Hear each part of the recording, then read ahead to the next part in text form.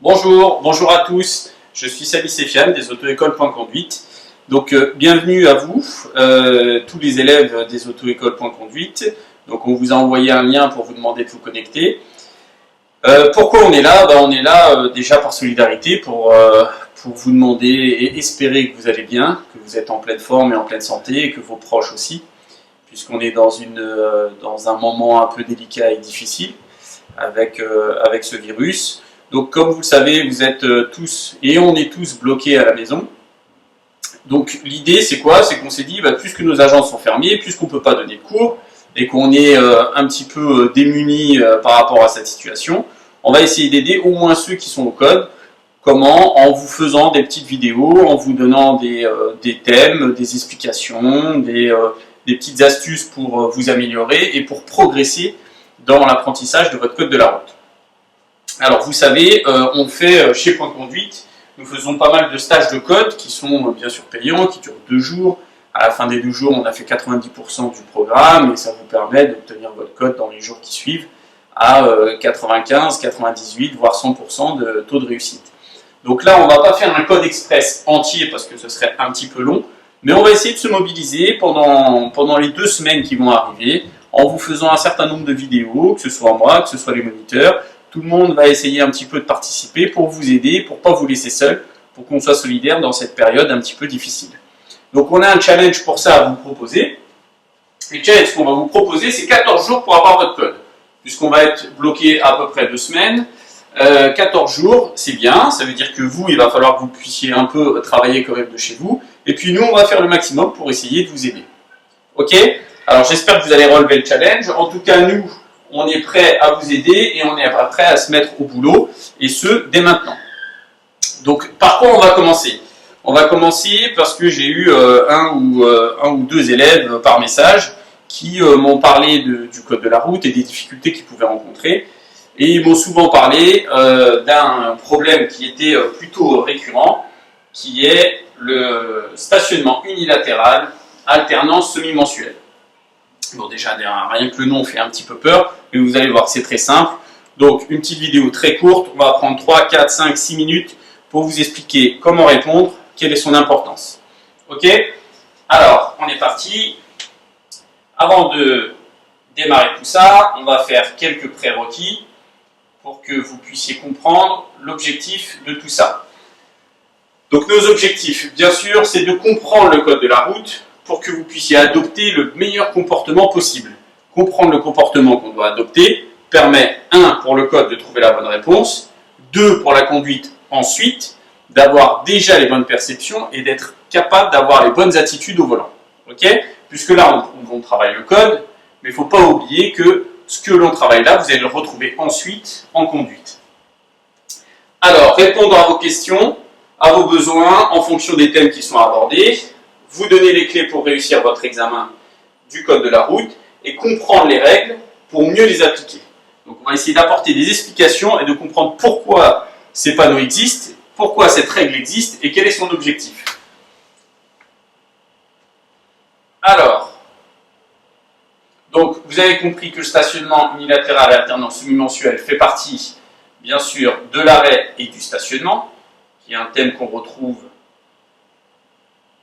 beaucoup. Donc l'arrêt et le stationnement, la définition, pour commencer. Alors, donner la définition d'un arrêt. Donc pour vous, qu'est-ce que c'est qu'un arrêt? Alors, c'est très simple, on a le panneau qui est ici. Ok, 2 panneaux. Alors, première chose, ces 2 panneaux qui sont de quelle forme? Donc ce sont 2 panneaux qui sont ronds. Donc on se souvient que le rond est une interdiction. Ok, une interdiction ou une obligation. Mais là, dans ce cas-là, c'est une interdiction.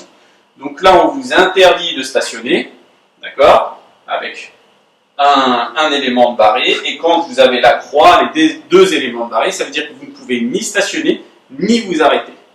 Ok?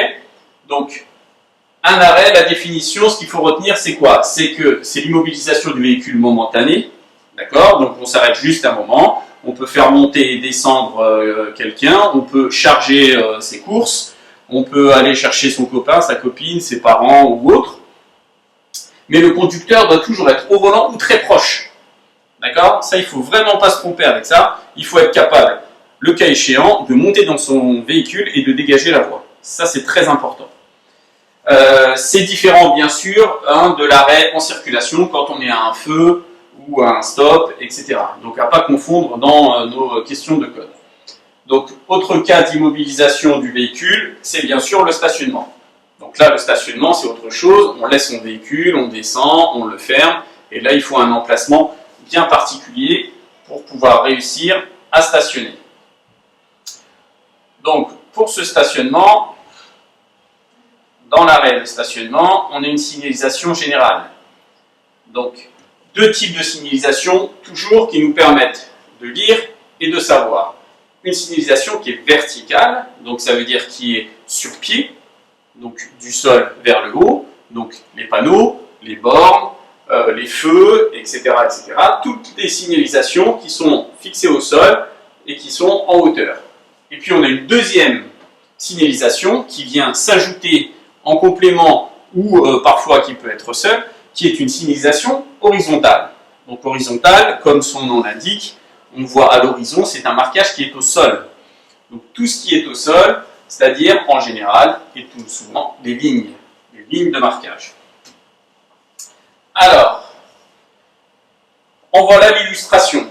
Donc on retrouve notre panneau interdiction de stationner, on retrouve notre panneau interdiction de stationner et de s'arrêter, on retrouve des panonceaux et notre signalisation horizontale. Alors une chose très importante, c'est que le panneau ne vaut que par son panonceau. D'accord? Donc, avant de vous demander si le panneau est destiné à vous et à votre attitude, il faut que vous regardiez le panonceau pour savoir si vous est destiné ou pas. Et puis souvent, ça apporte une indication complémentaire. Donc, interdiction de stationner ici. Et puis si on a ce panonceau-là, ça veut dire à droite du panneau. Donc, on est bien d'accord que les panneaux ronds, ça veut dire quoi? Ça veut dire que le panneau prend effet au panneau, à partir du panneau et jusqu'à la prochaine intersection. D'accord? Donc ça, c'est la règle classique. Sauf que si on a un panonceau, ça nous donne une information qui nous dit que c'est à droite du panneau. Vous pouvez avoir les deux, ça veut dire interdiction de stationner à droite et à gauche du panneau, pas de souci. Vous pouvez avoir aussi ce type de flèche. Donc la première, vers le haut, ça veut dire qu'on part du panneau et jusqu'à la prochaine intersection, ou 50 mètres si vous avez une information complémentaire dessus. Et à l'inverse, ça veut dire, quand c'est vers le bas, ça veut dire que c'est de l'intersection précédente jusqu'au panneau. Ok? Et on peut avoir les deux avec une information supplémentaire qui est, par exemple, de 75 mètres. Donc, deux choses différentes qui nous amènent un petit peu à notre stationnement unilatéral. Là, on a deux panneaux de forme ronde, je reviens toujours à la forme, et là, on a un panneau carré. D'accord? Donc, le panneau carré, c'est un panneau d'information qui nous explique que ça détermine une zone et que dans cette zone, il est interdit de stationner. Ok? Donc, voilà pour la signalisation verticale.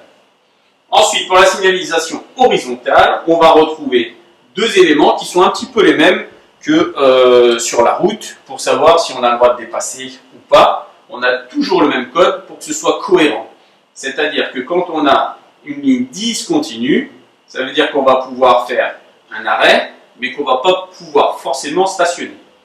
Et quand on a une ligne continue, eh bien, tout simplement, ça veut dire qu'on ne peut ni s'arrêter ni stationner. D'accord? Donc la ligne discontinue correspond et vient en complément à ce panneau-là, ou s'il n'y a pas de panneau, à ce moment-là, on peut avoir la ligne. Et le panneau qui est ici correspond à la ligne continue, ni arrêt, ni stationnement. Là, on est complètement bloqué et on ne peut absolument pas faire de manœuvre. Ensuite, en ce qui concerne